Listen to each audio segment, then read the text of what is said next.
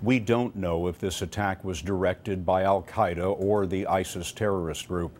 But tonight, Clarissa Ward tells us that both had put a bullseye on France. In a video released by ISIS just days ago, a French jihadi in Syria issued a chilling order. Explosez la France, réduisez la France en miettes. Blow up France and tear it down to pieces, he said. Que ce soit avec une pierre. Do it with a stone or a knife or whatever you can get your hands on. There's no evidence that ISIS is behind today's massacre, but it's a message that has clearly been embraced. In the past month, there have been 3 attacks here by Islamic radicals, including 2 where militants drove cars into crowds of people, shouting Allahu Akbar and wounding at least 20. Hundreds of military officers were sent to patrol the streets and beef up security.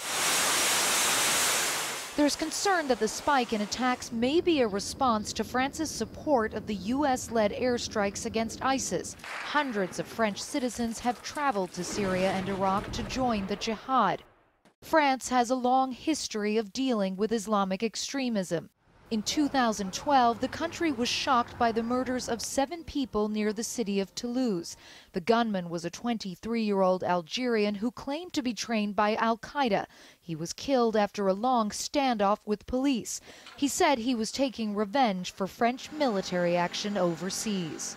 In Mali, Africa in 2013, it was France that spearheaded operations against al-Qaeda fighters who were threatening to overrun the capital.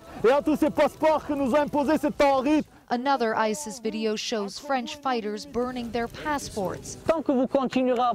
As long as you continue bombing, they warn, you will never find peace.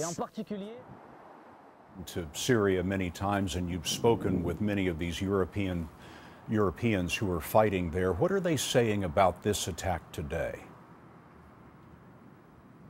Well, Scott, I've spoken to several jihadis in Syria tonight. All of them told me that they are not surprised by today's attack. One of them said he knows of many ISIS fighters who have come back to Europe and that he expects to see more attacks like this one. Another one told me simply, for insulting our beloved prophet, those people deserve to die. Clarissa Ward in Paris. Thank you, Clarissa.